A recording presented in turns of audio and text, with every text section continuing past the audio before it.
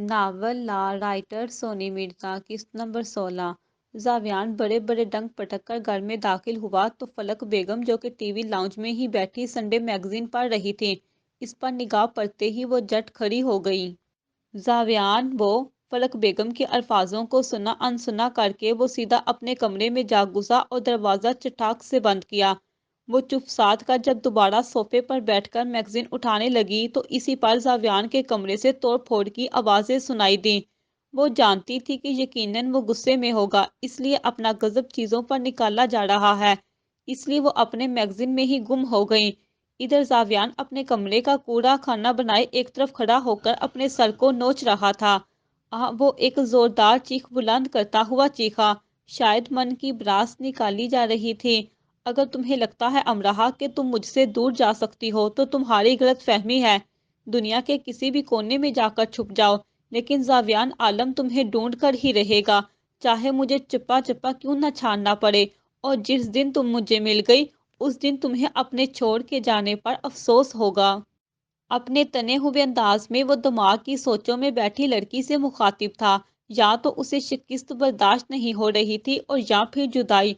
अपने बोलते साथ ही वो मजीद अपने करीब पड़ा गुलदान उठाकर सामने दीवार पर जड़ी बड़ी सी एलसीडी पर मारकर उसे चिकना चूर कर गया। मुझे भाभी के छोड़ जाने का बहुत दुख है यार, मगर वो पता नहीं कब तक वापस आएगी भी या नहीं, किसी को नहीं पता। जावियान सामने कुर्सी पर टेक लगाए टांग को टांग पर चढ़ाकर बड़े रौब से बैठा था जब सईद ने उसके पास बैठकर कहा, वो आएगी, उसे आना ही होगा सही, क्योंकि एक बात तो तय है कि लड़की होकर वो सारी जिंदगी अकेली नहीं रह पाएगी। ये मर्द ज़दा माशरा है, कुछ वक्त लगेगा, लेकिन एक ना एक दिन उसे मेरे पास आना ही होगा, अनचाहा ही सही, पर अब मैं उसका हस्बैंड हूँ। हाँ, बात तो तेरी ठीक है भाई। तेरे निकाह में होकर वो किसी और से शादी भी नहीं कर सकती, और अगर करना चाहेगी तो तुझसे पहले डाइवोर्स लेनी पड़ेगी, जिसके लिए उसे यकीनन नोट्स भेजना पड़ेगा। मैं जानता हूँ कि उसे मेरा ज़बरदस्ती शादी करना अच्छा नहीं लगा, पर मुझे भी उसका यूं बिना मेरी बात सुने थप्पड़ मारना बिल्कुल अच्छा नहीं लगा। अगर मैं चाहता तो उसे उसकी बहुत बड़ी सज़ा दे सकता था, लेकिन मैं लाख बुरा सही, पर दोस्त मैं इतना गिरा हुआ और घटिया नहीं हूँ जितना उसने मुझे समझ लिया था। हाँ जानता हूँ यार, पर मैं चाहता था कि मेरी शादी में तू भाभी के साथ शिरकत ले, मगर लब ने लब सकेर कर उसने फौरन नजरें झुका ली। कोई बात नहीं, तुझे अपनी शादी इंजॉय करने का पूरा हक है। मैं तो आऊंगा ना तेरी शादी में। इनफैक्ट मैं शादी के सारे इंतजामात खुद देखूंगा और खर्चा भी खुद उठाऊंगा। अरे नहीं यार, अब तो मेरी खुद की जाब है तो मैं तेरे से एहसान नहीं लेना चाहता। मतलब तुझे लगता है कि मैं तुझ पर एहसान करता हूँ? जावियान टेक से अलग होकर तेवरी चढ़ाते हुए पूछने लगा। नहीं भाई, मेरा वो मतलब थोड़ी था। मैं तो ये कह रहा हूँ कि पहले ही मुझ पर इतने पैसे खर्च किए हैं तूने, और मैं नहीं चाहता कि अब भी तू ही ये सब कुछ खर्च करे। तुझे पता है जब हम करोड़ों में खेलते हो और हमारे पास पैसे खर्च करने के लिए कोई इंसान ना हो तो इस पैसे का कोई फायदा नहीं होता। एक तेरी ही तो जात है जिस पर आज तक मैंने पैसा खर्च किया। अगर तू भी ना होता तो इतने पैसे का मैंने करना भी क्या था। क्यों? अब तो भाभी आ गई है, अब इस पर खर्च करना। बल्कि उसने तो आते ही 10 करोड़ हक महल लेकर ये जा वो जा। सच कहूँ तो मुझे इस 10 करोड़ की बिल्कुल परवाह नहीं है। बस वो वापिस आ जाए, मेरे लिए यही काफ़ी है। ज़रूर आ जाएगी इंशाल्लाह। हम मेहंदी का फंक्शन नहीं करवा रहा। नहीं यार, बस बारात और रुखसती। ठीक है, पर तेरी बारात भी पूरे वक़ार से लेकर जाएंगे। बदले में सईद मुस्कुराया। चल काफ़ी पी। दोनों ने सामने मेज़ पर पड़े कप उठाकर आपस में टकराते हुए होंठों से लगा लिए। आओ अंदर आओ। वो खतून इसका बैग घसीटती हुई इस नौजवान लड़की के कमरे में ले आई। अनजान लड़की बड़े गौर फहम से अमराह को देखने लगी। खातून ने उसका बैग एक तरफ रखा और खुद चली गई। लड़की उसकी तरफ बढ़ी। कौन हो तुम? क्या नाम है तुम्हारा? कहीं मेरी तरह तुम भी किसी लड़की के चक्कर में घर से भागकर दरबदर तो नहीं हो गई? एक साथ कितने ही सवालात उसने दाग दिए थे। अमराह ने नागवारी से नजरें फेरी और बेड पर जा बैठी। तुम मुझे नखरे दिखा रही हो? देखो मैं जानती हूँ कि अगर तुम भी यहाँ पर आई हो तो यकीनन मजबूर होगी। वो फिर से उसकी तवज्जो चाहती थी। कभी कभार इंसान किस्मत के हाथों मजबूर हो जाता है और कभी कभार उसे खुद के ही बनाए गए कवानीन में खुद को जकड़ना पड़ता है। उसने संजीदगी से कहा, नाम तो बताओ अपना। वो उसके करीब बैठी। अमराह। हम कोई लड़के का चक्कर है ना? اپنی آنکھیں سکیر کر اس نے امراہ کو جانچتی نظروں سے گھورا۔ تمہارا نام کیا ہے؟ اس کی بات کو ٹال کر اس نے اپنا سوال کیا۔ کائنات، اور میں تو یہاں پر اپنے کیے گئے کرموں کا صلہ پا رہی ہوں۔ اس کے چہرے پر مایوسی اور افسردگی کے ملے جلے تاثرات تھے۔ کسی لڑکے کی باتوں میں آ کر تم نے اپنا گھر بار چھوڑ دیا؟ ہاں، ہماری دوستی فیس بک پر ہوئی تھی۔ پھر اس نے کہا کہ وہ مجھ سے شادی کرنا چاہتا ہے اور میرے گھر والے راضی نہیں تھے۔ وہ زبردستی میری شادی کسی اور لڑکے سے کرنا چاہتے تھے، اس لیے مجبوراً مجھے گھر سے بھاگنا پڑا۔ مجھے لگا کہ وہ مجھ سے شادی کرے گا، پر دیکھو، بڑی رازداری کی بات ہے، میں نے یہاں پر کسی کو نہیں بتایا۔ تم میری ہم عمر ہو، اس لیے ان باتوں کو سمجھتی ہو، تو تم پر بھروسہ کر سکتی ہوں، ہے نا؟ بتاؤ۔ اس نے مجھ سے شادی نہیں کی، بلکہ میرا استعمال کر کے مجھے چھوڑ دیا۔ وہ تو شاید مجھے قتل کرنے والا تھا، لیکن خوش قسمتی سے میں بچ نکلی اور بالا آخر یہاں آ گئی۔ اس نے بڑے دھیرے سے سرگوشی کی۔ اس کا زرد پڑتا چہرہ اس بات کا ثبوت تھا کہ وہ واقعی بہت بے بس اور کرب کی انتہا سے گزر رہی ہے۔ تو تم اتنی کمزور کیسے ہو سکتی ہو؟ اس نے تمہارے ساتھ اتنا غلط کیا اور تم نے اسے اتنی آسانی سے جانے دیا؟ امراہ حیران تھی۔ تو کیا کرتی؟ ہاں، تمہیں اس پر کیس کر کے اسے سزا دلوانی چاہیے تھی، تاکہ کل کو وہ کسی اور لڑکی کی زندگی برباد نہ کر سکے اور اسے یہ احساس ہوتا کہ تم کوئی اتنی بے مول لڑکی نہیں ہو۔ میں ایک مڈل کلاس گھرانے کی لڑکی ہوں، اگر میں اس پر کیس کرتی تو الٹا میری اور بدنامی ہوتی، اور بدنامی کے علاوہ بھی میرے گھر والے مجھے ڈھونڈ لیتے، اور اگر انہیں میں مل جاتی تو وہ مجھے جان سے مار دیتے۔ اپنی داستان سناتے وقت بے اختیار اس کی آنکھوں سے اشک ٹوٹ پڑے، مانو جیسے وہ صدیوں سے بےتاب ہو کہ کسی کو اپنا دکھ بیان کرے۔ اگر تم کورٹ سے اپنی سیکیورٹی کے بارے میں بات کرتی تو تمہیں سیکیورٹی بھی دی جاتی ہو، اور تمہارے گھر والے تمہارا کچھ نہیں اکھاڑ سکتے تھے۔ میں اتنی بہادر نہیں ہوں امراہ۔ اپنے کندھے اچکا کر وہ نم آنکھوں سے مسکرائی۔ تو کمزور بھی نہیں ہو، بلکہ ایک عورت کبھی بھی کمزور نہیں ہوتی ہے۔ اگر تم اتنی بہادر ہو تو تم یہاں پر کیا کر رہی ہو، اور تم یہاں کیوں ہو؟ اس نے جب پھر سے اپنا سوال دہرایا تو وہ ایک جانب ٹکٹی باندھ کر دیکھنے لگی۔ بتاؤ، وہ پھر سے بولی۔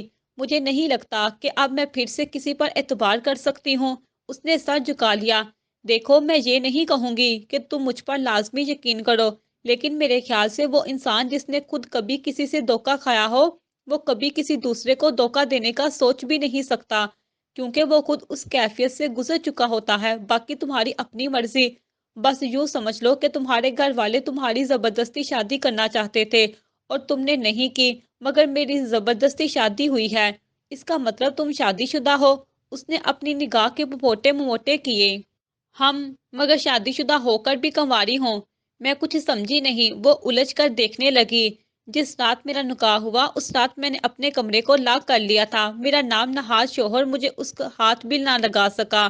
پھر اگلی صبح اس کے اٹھنے سے پہلے ہی میں یہاں چلی آئی۔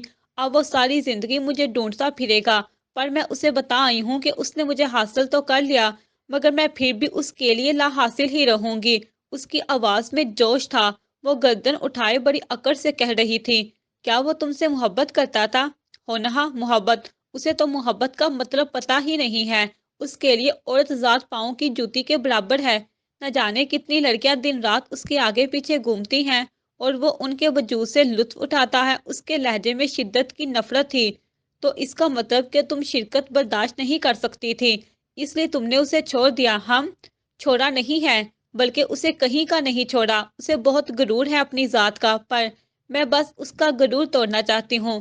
جب لوگ اس سے سوال کریں گے کہ اس کی بیوی کہاں ہے تو وہ منہ چھپاتا پھرے گا، کسی کو بتا نہیں سکے گا کہ وہ بدقسمت مرد ہے جس کی بیوی لاپتہ ہے۔ تب اس کے منہ پر اور اس کے وجود پر یہ دنیا وار کرے گی، اور پھر اسے احساس ہوگا کہ اس نے کس کو کھویا تھا اور کس کے مخلص جذباتوں کے ساتھ کھیلنے کی غلطی کی تھی۔ یہ کچھ زیادہ غلط نہیں ہے اس کے ساتھ؟ اس کا لہجہ ایسے تھا جیسے وہ بتا رہی ہو، لیکن در حقیقت پوچھ رہی تھی۔ شاید، پر کوئی بھی انسان پیدائشی غلط نہیں ہوتا، وقت اور حالات اسے ایسا بننے پر مجبور کر دیتے ہیں۔ پر پھر بھی میں کہوں گی کہ وہ بہتر ہے، اچھا ہے، کیونکہ جتنا میں نے مرد ذات کو جانا ہے تو وہ نکاح اسی عورت سے کرتا ہے جس سے وہ پیار کرتا ہو، زبردستی کسی کو بھی نہیں اپناتا، اسے مجھ سے پیار ہو یا نہ ہو۔ پر اب مجھے نہیں ہے۔ کسی کی ذہنی حالت خراب، دل کی ٹوٹ پھوٹ اور روح کا سکون برباد کرنے کے بعد جو تمہارے جیسے لوگ آकर ڈٹائی سے کہتے ہیں کہ میں نے کچھ غلط نہیں کیا، تو پتا ہے میں بس ان کا چہرہ دیکھتی رہتی ہوں اور سوچتی ہوں کہ خدا کی اس دنیا کے لوگ کیسے ہیں، کسی کے دل توڑنے کو گناہ ہی نہیں سمجھتے۔ اس کے دل چیر دینے والے لفظوں پر وہ جیسے ضمیر کے ہاتھوں اندر سے جھنجھوڑ دی گئی ہو۔ اس کا پورا وجود کانپ اٹھا تھا۔ وہ جو خود کو ہمیشہ سب سے صحیح اور حق پر سمجھتی تھی، کیا وہ واقعی ہی اتنی ہی کھری اور سچی تھی، یا بس خود کی ذات سے لگاؤ تھا؟ انسان تو بہت دور کی بات ہے یار، میں تو 3 گھنٹے کی مووی سے اٹیچ ہو کر رونے لگ جاتی ہوں، اور تم ہو کہ کسی کو نیچا دکھانے کے لیے اس کے وجود پر سے گزر کر چلی آئی ہو۔ الفاظ مزید شدت سے چبھے، وہ لب سمیٹ کر رہ گئی، پھر اپنے اندر کی ساری ہمت جمع کر کے اس نے بولنا شروع کیا، تو کیا کروں؟ آگ اور دیواروں کے درمیان کھڑی چلتی رہوں؟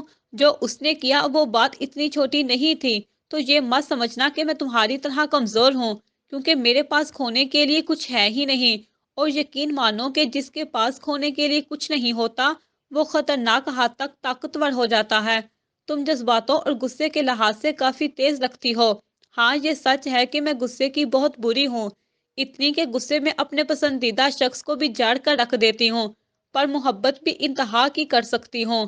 یہ سچ ہے کہ کیلنڈر ہر تاریخ کو بدلتا ہے امراحہ، لیکن یاد رکھنا ایک تاریخ ایسی بھی آتی ہے جو کیلنڈر کو ہی بدل دیتی ہے۔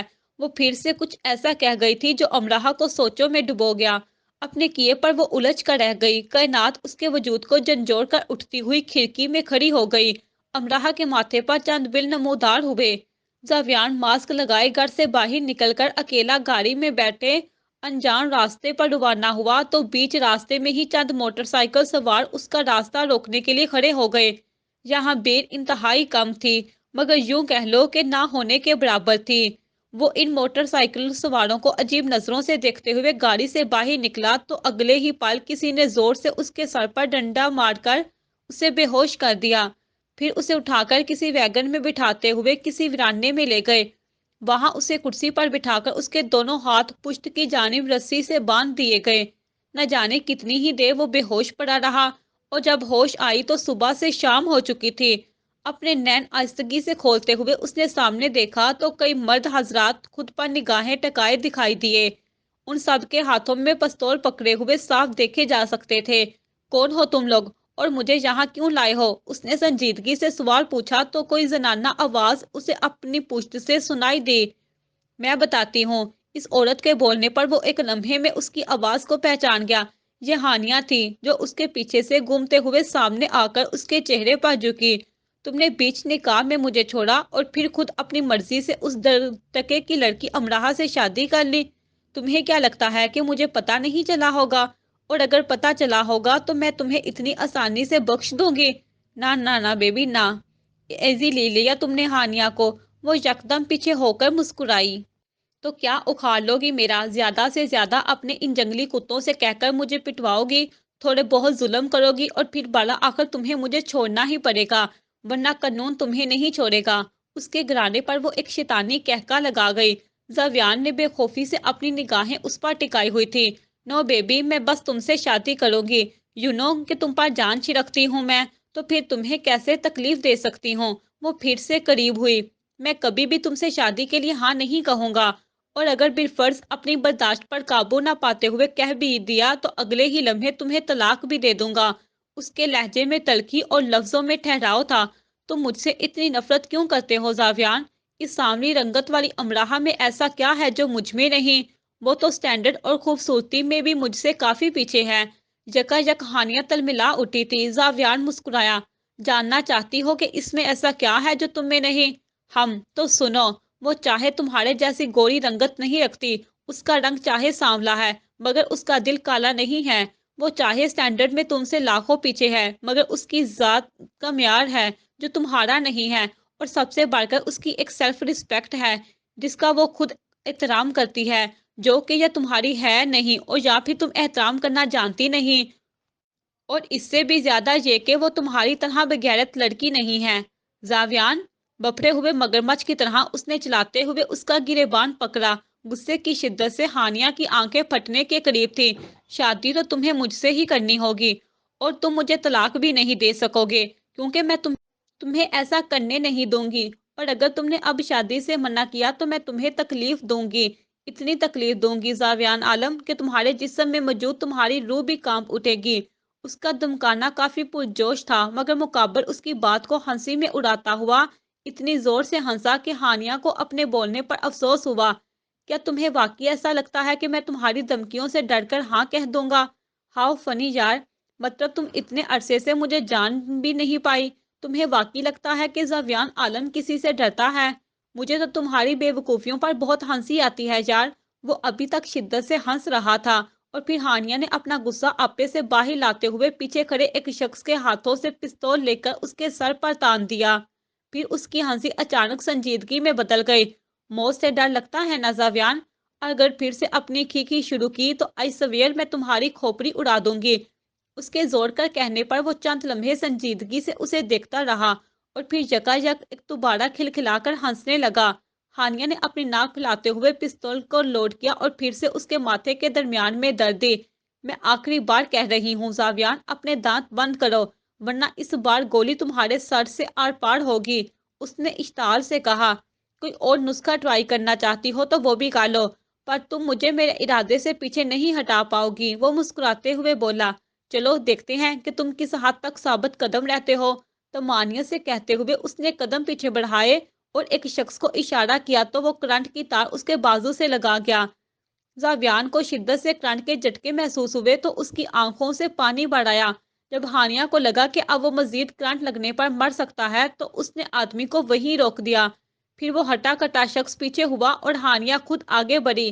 زاویان کے قریب فرش پر بیٹھ کر اس نے اس کی ٹھوڑی کے نیچے ہاتھ رکھ کر اس کا جھکا ہوا چہرہ اوپر اٹھایا۔ زاویان کی آنکھیں انتہائی سرخ ہو کر پانی چھلکا رہی تھی۔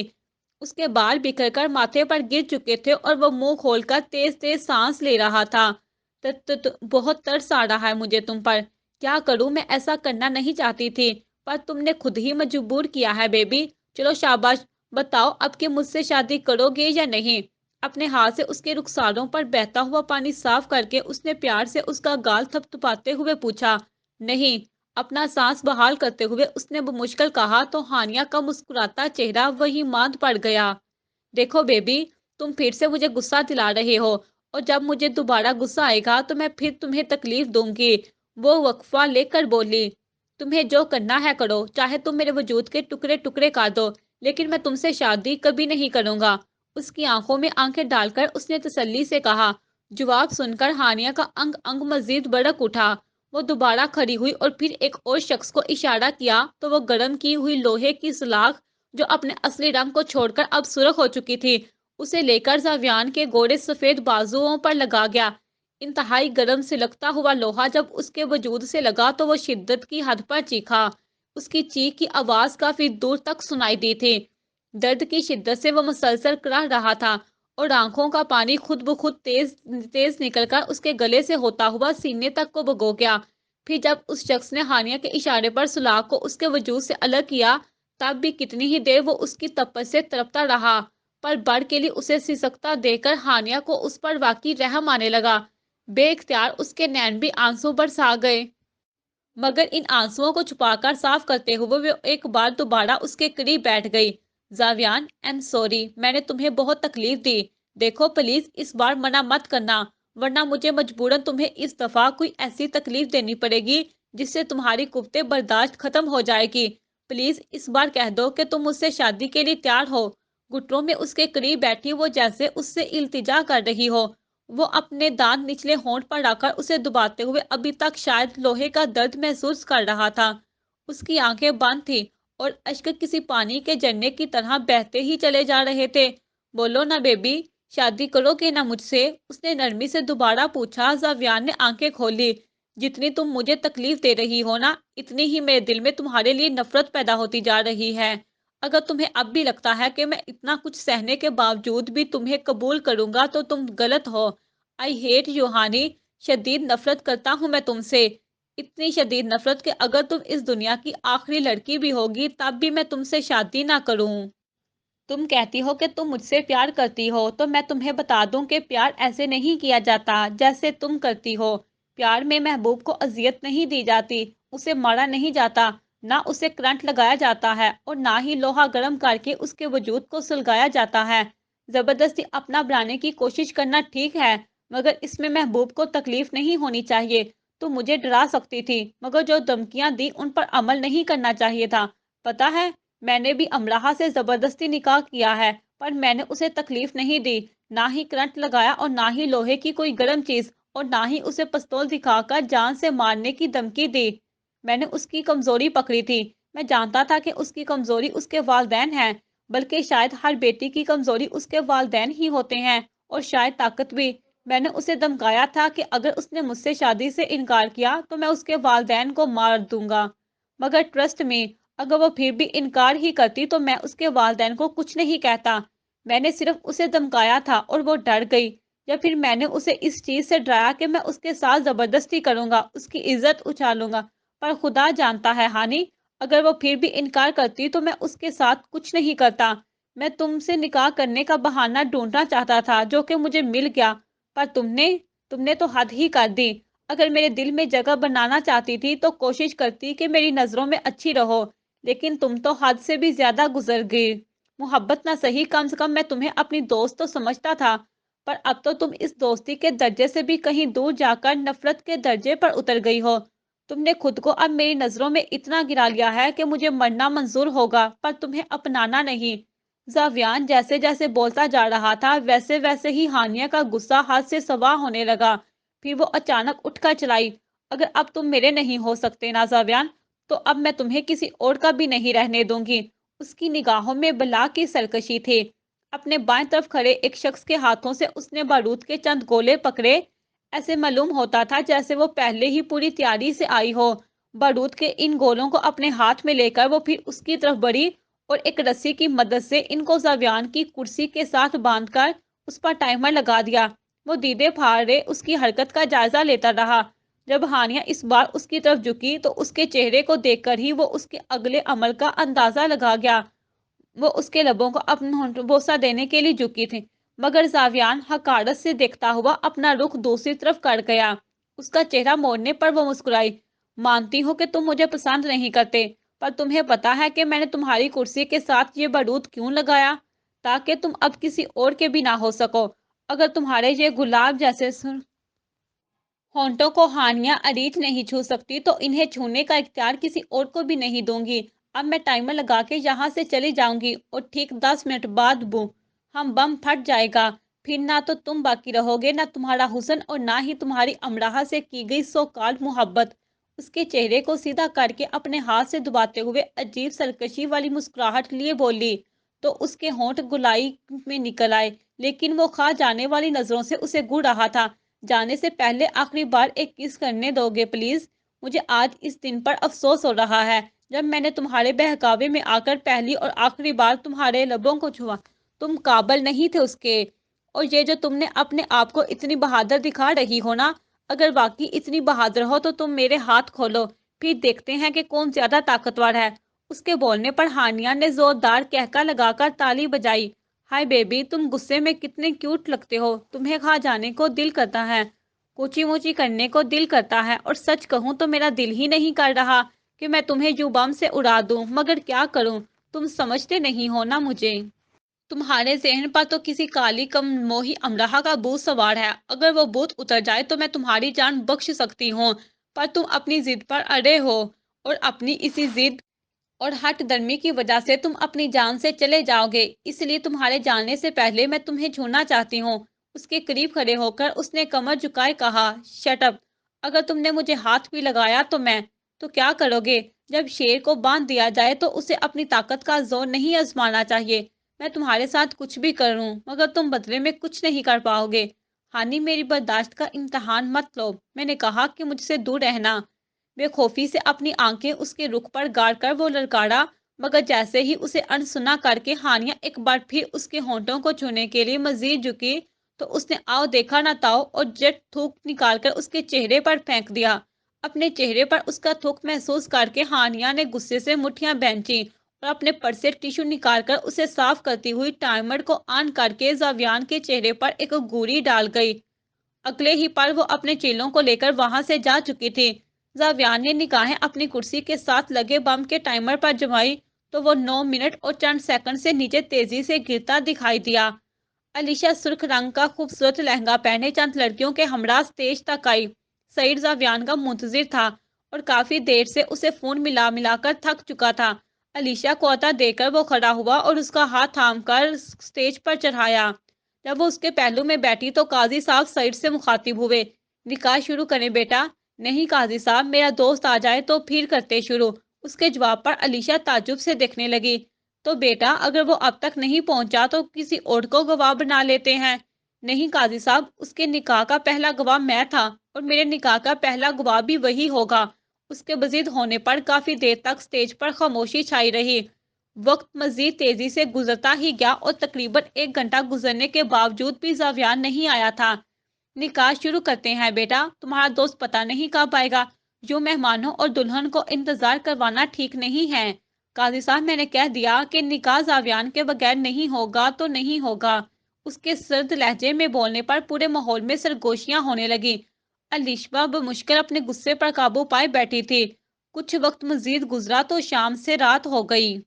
काजी साहब के अलावा अब मजीद दूसरे लोगों ने भी उसे समझाना शुरू कर दिया, मगर वो अपनी जिद पर कायम रहा। जब अलीशा की बर्दाश्त ने जवाब दिया तो वो अपने पहलू में बैठे सईद से आहिस्तगी में सरगोशी करने लगी। सईद, ये क्या पागलपन है? क्यों अपना और मेरा सबके सामने तमाशा बनवाना चाहते हैं? तुम्हें तमाशे की पड़ी है? इधर मेरा दोस्त फोन नहीं उठा रहा, उसका नंबर मुसलसल बंद जा रहा है। उसने ऐसा कभी नहीं किया कि मेरी किसी खुशी या गम में सबसे पहले शामिल ना हो। मुझे उसकी टेंशन हो रही है कि वो इस वक्त कहाँ होगा और तुम्हें बस अपनी पड़ी है। उसने लहजे में तल्खी लिए जवाब दिया। मेरी इज्जत का सवाल है सईद, प्लीज। मेरे लिए सबसे ज्यादा कीमती मेरा दोस्त है। अगर वो किसी तकलीफ में है तो मैं अपनी खुशी नहीं मिटा सकता। धीरे से कहकर वो अचानक अपना कुल्ला सर से उतार कर खड़ा हो गया। सबकी नजरें उस पर मरकूज थी। काजी साहब, अगर मैं मजीद 1 घंटे में वापस आ गया तो ठीक, वरना इस निकाह को यहीं पर रोककर आप जा सकते हैं। अपना दो टोक फैसला सुनाकर वो तेजी से चलता हुआ हाल से बाहर निकल गया। अलीशा के सर पर तूफान टूट पड़ा था। उसका दुल्हा उसे बीच निकाह में छोड़कर जा चुका था। वो तो हमेशा से आजमाइशें सहती आई थी, फिर ये कैसी आजमाइश थी कि उसके कदम लरजने लगे। वो बमुश्किल कपकपाते हुए वजूद के साथ खड़ी हुई और अपने आंसू साफ करती हुई ब्राइडल रूम की तरफ बढ़ी।